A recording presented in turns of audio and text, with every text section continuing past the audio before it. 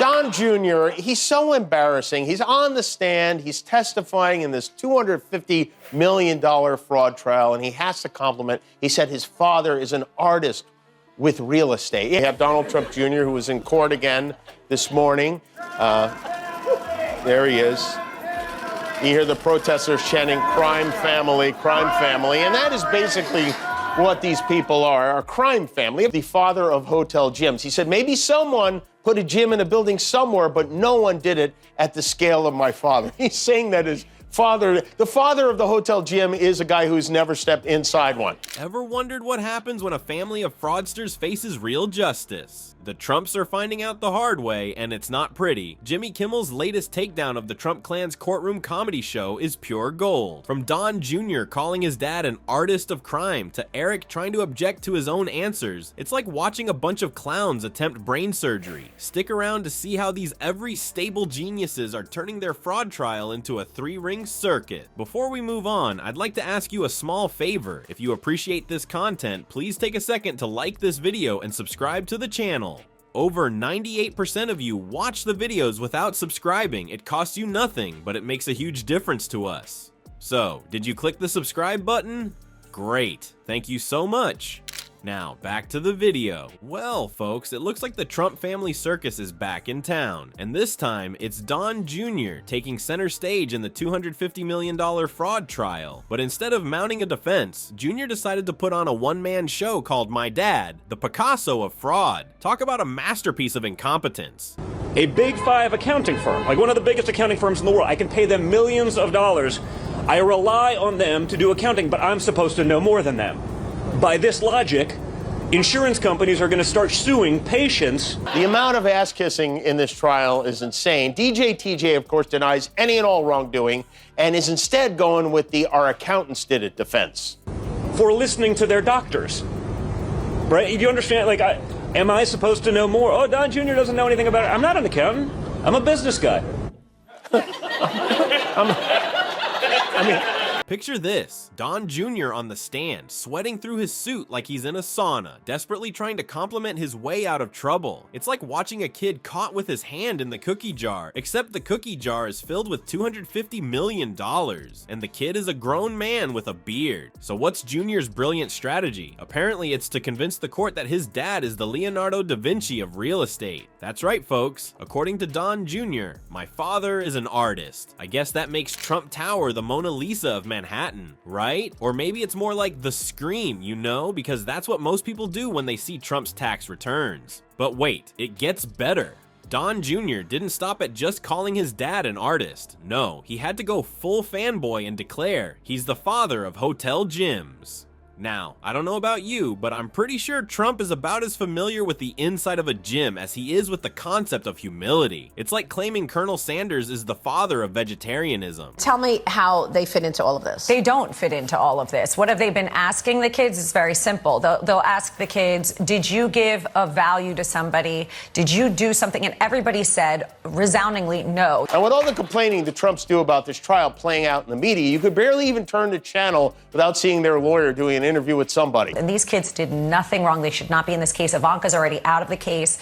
The boys should not be in the case. That's right. They're just boys. They're kids. Eric has a book report due this weekend. Jimmy Kimmel, always ready with the perfect zinger, pointed out that Don Jr.'s performance was less like a legal defense and more like a one-man Trump fan club meeting. It's as if Jr. thought he could charm the judge by treating the courtroom like a MAGA rally. Spoiler alert, it doesn't work that way, Donnie. But the crown jewel of this comedy of errors, Don Jr. actually compared his father to Vincent Van going to jail with real estate. I'm not sure if he meant Van Gogh or if he's inventing new artists now, but either way, it's a masterpiece of nonsense. It's like watching a toddler try to explain quantum physics. Adorable, but completely off the mark. Well, folks, it looks like our favorite orange turd is at it again, but this time he's bringing his fashion A game to the courtroom. And by A game, I mean he's showing up looking like he just stepped off the 18th hole at Mar-a-Lago. Seriously, who wears golf attire to a fraud trial? Only the grumpy Trumpy himself.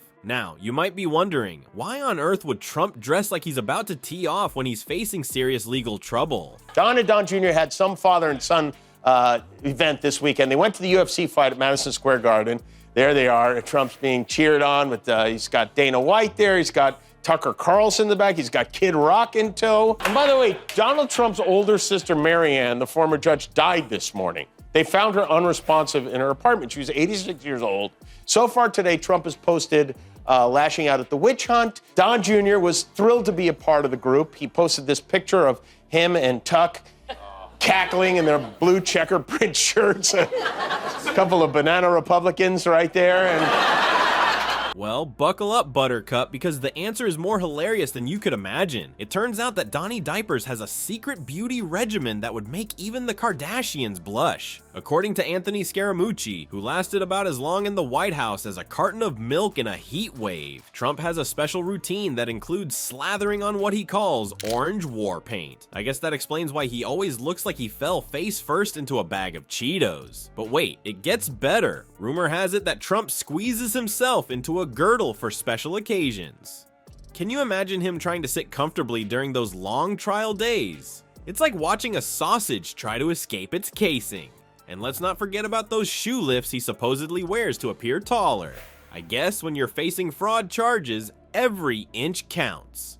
But the real kicker, this is the same guy who claimed to be the healthiest president ever.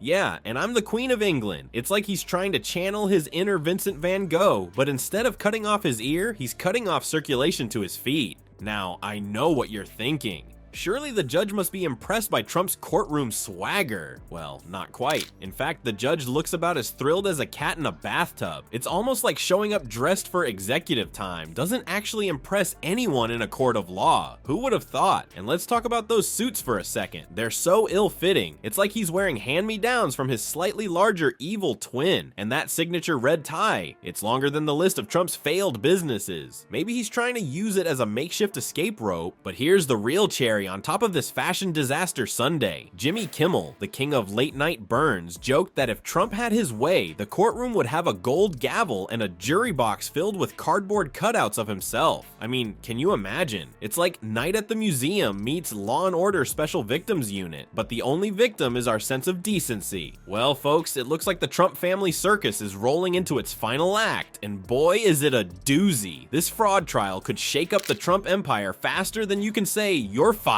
It's like watching a real-life episode of Keeping Up with the Convictions, where no amount of orange makeup can cover up the stench of fraud. But hey, don't touch that dial. This courtroom comedy is far from over, and there are bound to be more twists and turns than a pretzel factory. Remember, even the bigwigs can't escape the long arm of the law, no matter how much they try to spray tan it away. So stay tuned for the next thrilling episode of Law and Disorder Special Victims Unit, The American People. It's sure to be a wild ride, and who knows, maybe we'll finally see if Trump's signature red tie is long enough to hang himself with.